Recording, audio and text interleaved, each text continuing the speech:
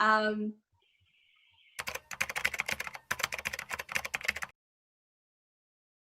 my name is Courtney, and I used to go by Courts mainly, but now people have started calling me Court.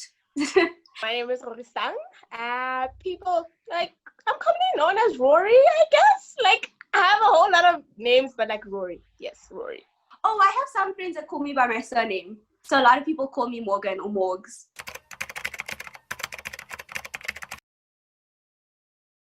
I'm in rehabilitation, communication science.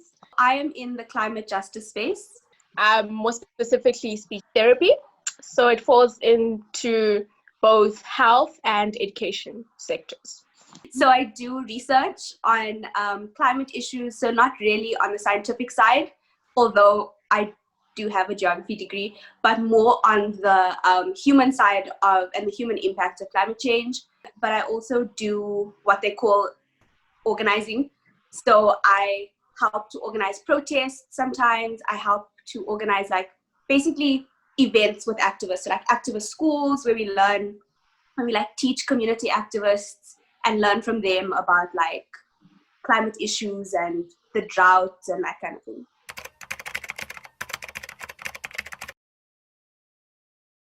Still under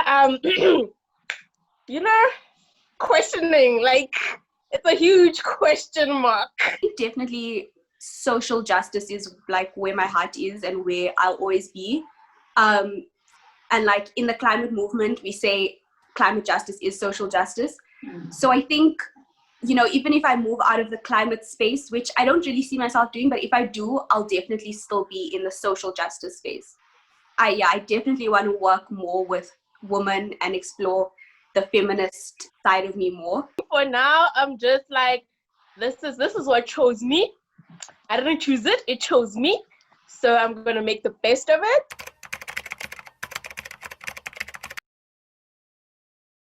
I am so bad at this. The moment I saw this question, the first thing I did was like go through like, those like academic achievement, possessions. Those are the first few things that came to mind. I think it's just like conditioning of just being like, yes, you did what you were meant to do. So like, why are you overly proud about it? Is this something that I'm really proud as a person, apart from the societal standard? Is this really what I can say one day when I'm resting in peace and I'm just like, I am proud of that? But I think definitely my honors degree, my BSc honors that I passed with distinction. I think people are probably tired of hearing that because I talk about it all the time. But like truly that showed me like, I'm like, okay, I can do this. Like, Yeah. So I'd say at this point, I don't really have anything that I'm very proud of. I'm happy about achieving a lot of things and doing a lot of things, but something that I'm really, really proud of, I haven't reached that point, in all honesty.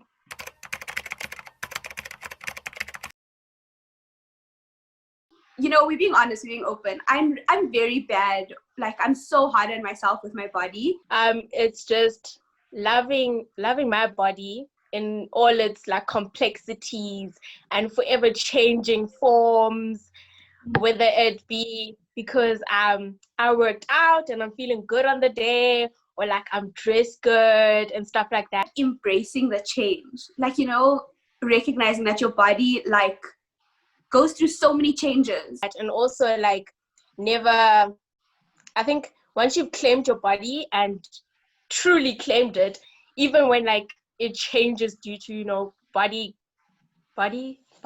gain, weight, so cool, weight gain. The stuff we say about our weight, like, oh, I gained weight, like we don't say that about hair. We're not like, oh, my hair grew 3 centimeters. Like, we don't do that with anything else. Say those things out loud and like put my name in there. Like when I'm like, oh, my thighs are gross, and I'm like, it's completely fine for us to say that about ourselves. But I'm like, oh, these thighs are gross. You'd never say that to a friend. Whether I gain weight the next week, whether I lose it the next week, I'm still going to be like, look, this is my body, this is my skin, and I love it. So like, why are you treating yourself worse than you're treating your friends? So like, treat yourself as a friend.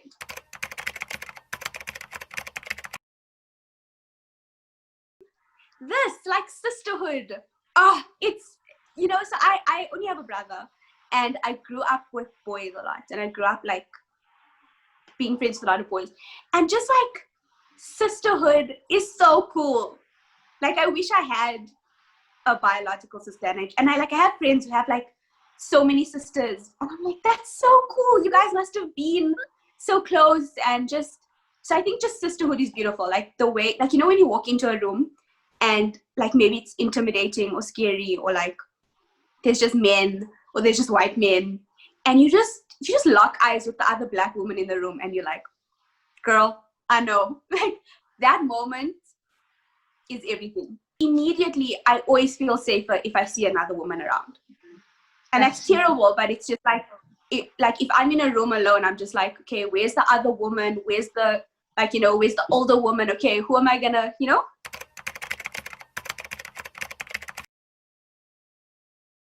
No.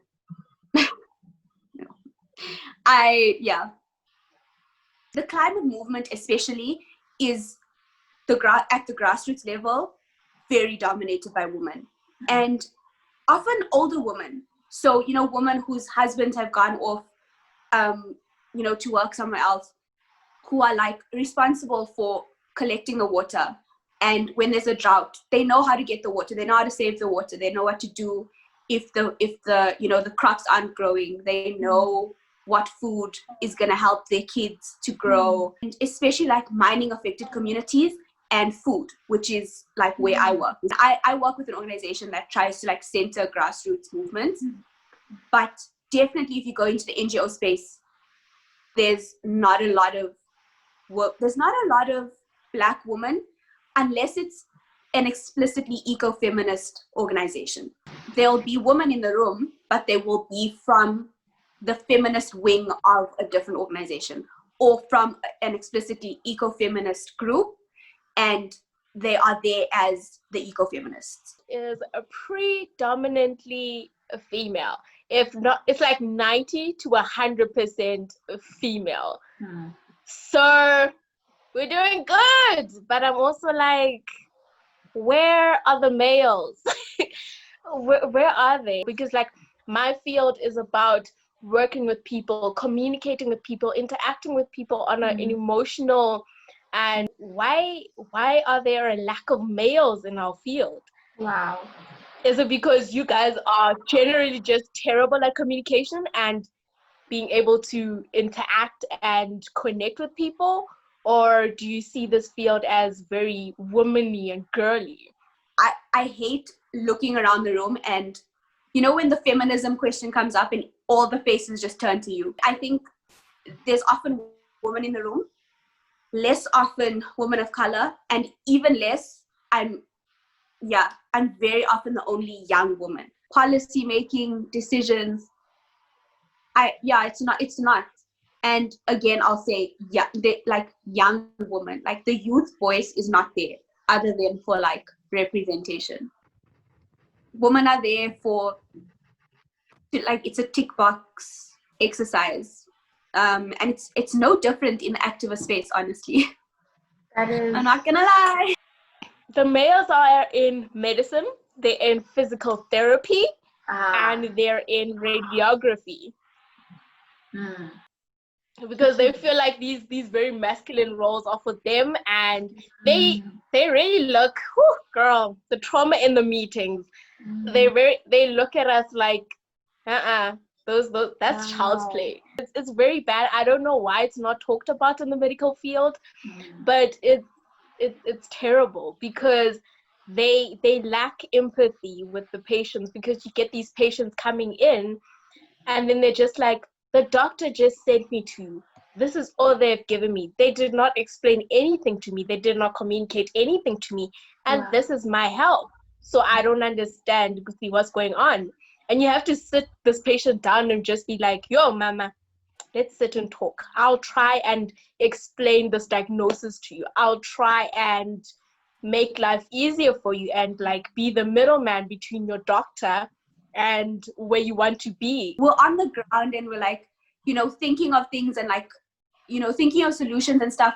But as soon as it comes to like, oh, so who, I mean, it happened during Pisma's fall. I mean, it was very much dominated in the end, not in our time, but I think in the end. And women are just actively pushed out of these spaces because we're the annoying ones who are like in the background being like, what about feminism? What about women? We'll actively be pushed out, but yeah, we have to again reclaim our space.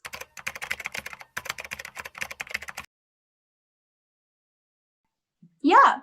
And this is why, like, I try never to be the only person. I'm always like, can we have this person, or like, you come with me, or someone come with me. And there's just other voices that I've learned so much from that should be there. It's so weird because like in the activist space, and I always say this, you would never go into an activist space and ask the question, are we anti-racist here?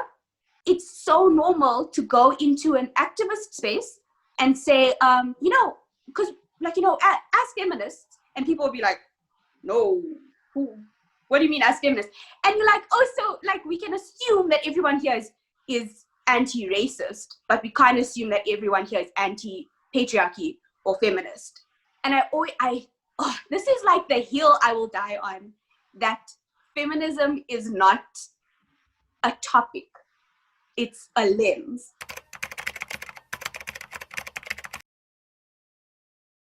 For me, I'd use one word to just bring it all together, is the feeling of inadequacy and being inadequate, or like perceived as being inadequate. Men, patriarchy. How do I look like? How does my body look like?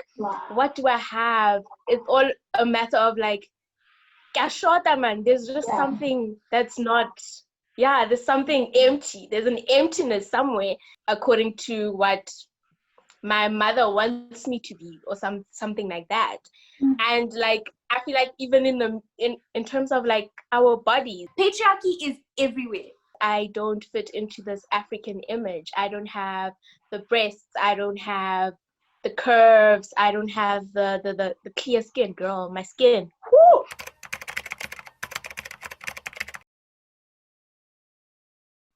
Probably like all of the silent feminists who have like gone before us. This is gonna sound so cliche, but all of the silent feminists who have gone before us, who like allowed and created like the circumstances for us to be loud feminists. So like our moms and stuff who have raised loud feminists and who are also feminists, but maybe it wasn't okay for them to call themselves that, and allowed for us to be the way we are. And who don't get the credit, like all of the women who fought against apartheid, like there are so many women who have just gone unnamed, because like our patriarchal history remembers all of the men, and also like the women who held down houses and raised children while husbands were in jail, all of the women who themselves went out and were on the streets and were doing the things that the men were doing.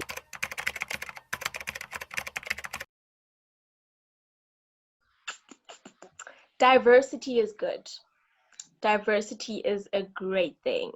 Also, I think the second thing is failure is a good thing. Failure is a major step in life. Embrace your failure, baby girl.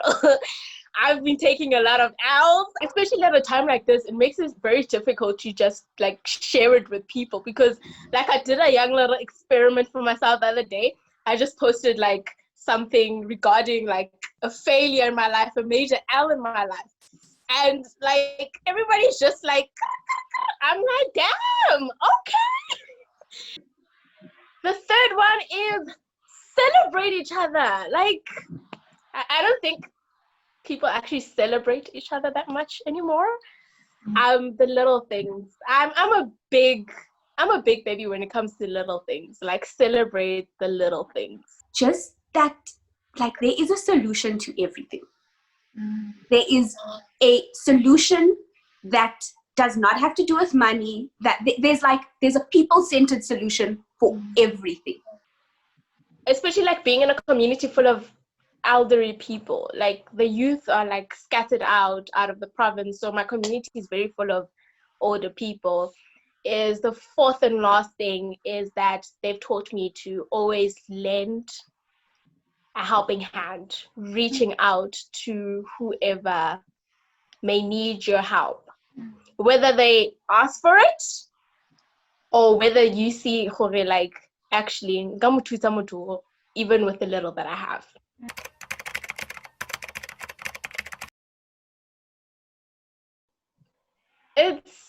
It's celebrating is like acknowledging. First of all, acknowledge it. Say those positive words, show them where you come from, because like, obviously, like, in order to get to a celebration, you come from somewhere. Grinding at night, look where you are now. And just, pouring out all those positive words to them and just being like, look, baby girl, you're the one.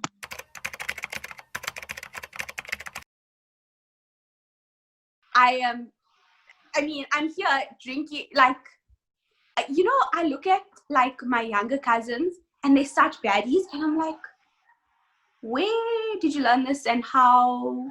I don't have one answer, but I was like, look, girl, I don't like your answer. Somebody teach me. Take those small glasses. There's those transparent small glasses.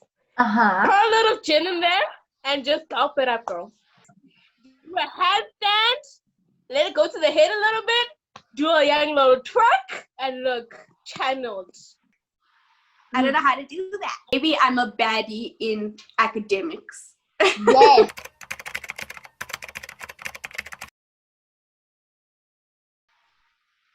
It's not bossiness, it's leadership. Believe in those rainbows. It's really okay. And it's okay to feel how you feel at the time you feel it. Allow those emotions. Who knows me from high school knows that I was very bossy and very openly owning the fact that I was bossy and always taking over things. But it's leadership. I think I'm yeah. But at the end of the day, you're gonna turn out great. You're gonna make the most bubbly-ass person ever to roam Mother Earth. And at this point, I'd give myself a hug and I'd kiss all my scars, and yeah. I'm a leader. Thank you.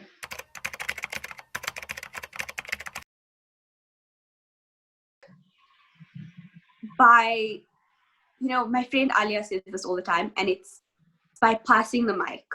So we can be the voice and we can be the ones that are loud, but only if those who are actually, if you're talking about like, communities and stuff like that, then like get a woman from the community to speak.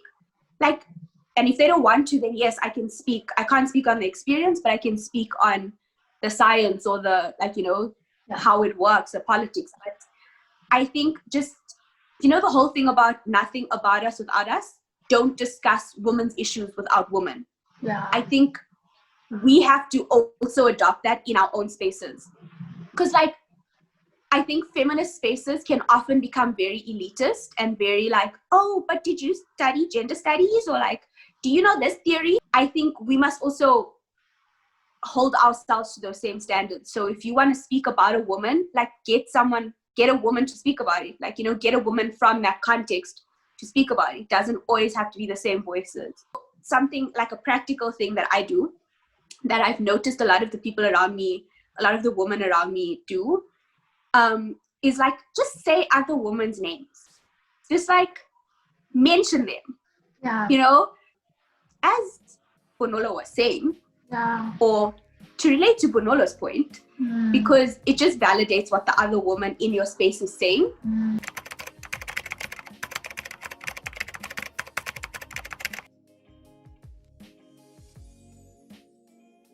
you? It was a blast. I got to live my dream for like 2 days and just be like a YouTuber. Hey.